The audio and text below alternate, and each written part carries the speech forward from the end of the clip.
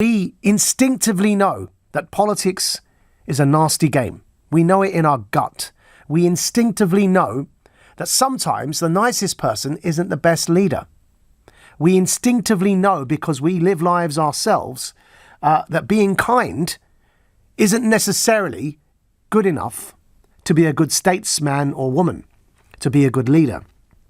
And we can see the distinct qualities that a leader may require that a nice, kind, warm, fluffy person may not have. Now, of course, I'm reducing this to the lowest common denominator here, just to strike a point here, that Theresa May, I have no doubt, is a patriotic, resilient, pragmatic and compromising person that doesn't get involved in bickering, stays above the fray, and doesn't like complaining about any personal misgivings she may be having on a day-to-day basis, all of which in everyday life are very good qualities.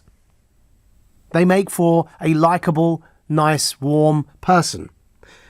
But in the specific political circumstances in which she found herself, all of those qualities that I just described that make for an everyday nice person make for a terrible leader. And those traits that I just described, translated as, her pragmatism, her resilience, her patriotism, her willingness to compromise, they translated instead to giving the impression that this Prime Minister had no beliefs nor conviction in anything much. As a Remain supporting Prime Minister, one of the first things she did was say no deal is better than a bad deal. And so if you have somebody that voted Remain uttering that as one of her first pronouncements before even beginning negotiations, it added to this impression that she's lacking in belief or conviction for herself. Of course, her staying above the fray and not getting involved in everyday bickering added to the impression that she is opaque.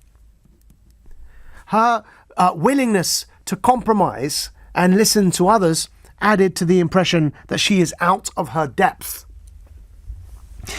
And her leadership by consensus and a desire to bring people along with her added to the impression that she's lacking charisma and leadership skills. All of those traits and qualities that would make for a nice person to have a family picnic with on a lovely bank holiday weekend such as this were used against her, turned against her, and led to her being perceived as a very, very poor leader. And I doubt there's any way for her to escape that lasting impression. I doubt very much that history will pass any other judgment other than this was a period of great division, uncertainty, and poor leadership.